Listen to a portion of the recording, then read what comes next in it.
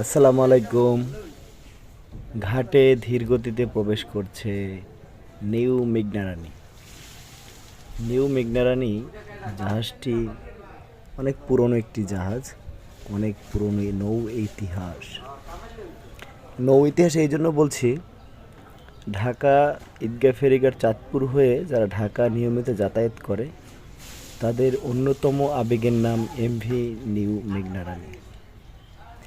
মেঘনা রানী জাহাজটি মরহুম উপজেলা গজারিয়া চেয়ারম্যান কলিমুল্লাহ সাহেব তৈরি করেন তথা বোগদাদিয়া শিপিং কর্পোরেশনের মূল যে কর্ণধর, যার হাত ধরে বোগদাদিয়া যত জাহাজ এসেছে, সেই মরহুম কলিমুল্লাহ সাহেবের নিজ হাতে তৈরি করা এমভি নিউ মেঘনা রানী জাহাজটি সর্বপ্রথম যখন তৈরি করে, জাহাজটি চরভৈরবী লাইনে কিছুদিন চলাচল করেছিল।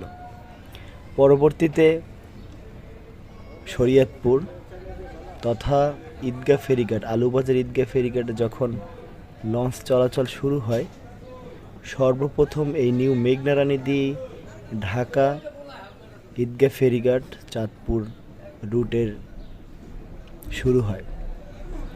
তো সেই প্রথম থেকে এখন পর্যন্ত সগৌরবে সার্ভিস দিয়েছে।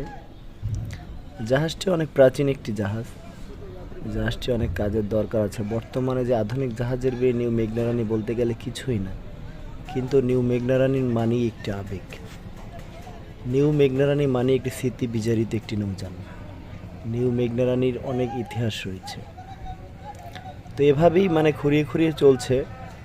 যদিও মরহুম কলিমুল্লাহ সাহেব যখন মৃত্যুবরণ করেন, তখন তার যে সন্তান রয়েছেন তাদের ভিতরে তার যে নৌযানগুলি আছে সেগুলো বন্টন হয়ে যায়।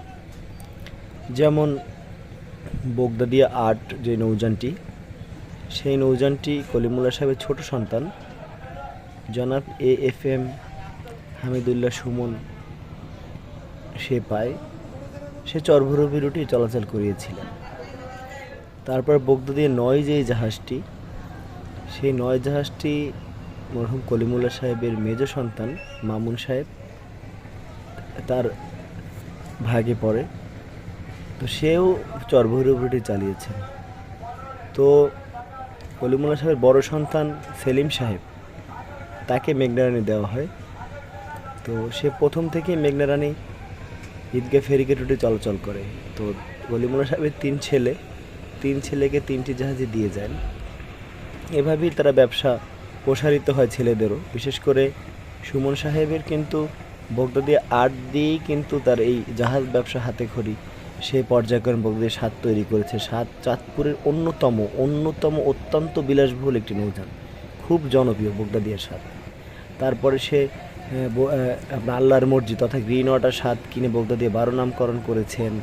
তারপর বোগদাদিয়া ৮কে যথেষ্ট রেনোভেশন করিয়ে চালাচ্ছেন বর্তমানে। তারপরে হচ্ছে আপনার বোগদাদিয়া ১৪, যেটা আসা যাওয়া ৩কে অধিগ্রহণ করে আর বোগদাদিয়া ১৪ বানিয়েছেন। নিউ মিশুকে কিনে বোগদাদিয়া ৬ দিয়ে চালাচ্ছেন।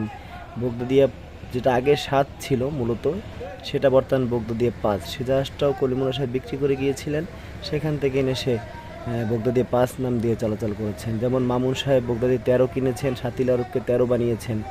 সেলিম সাহেবও অগ্রদূত প্লাস সর্বশেষ কিছুদিনে অধিগ্রহণ করেছে, সেটি ভান্ডারিয়াও চালায়, আবার মাঝে মধ্যে মেঘনারানী টাইমও চালায়।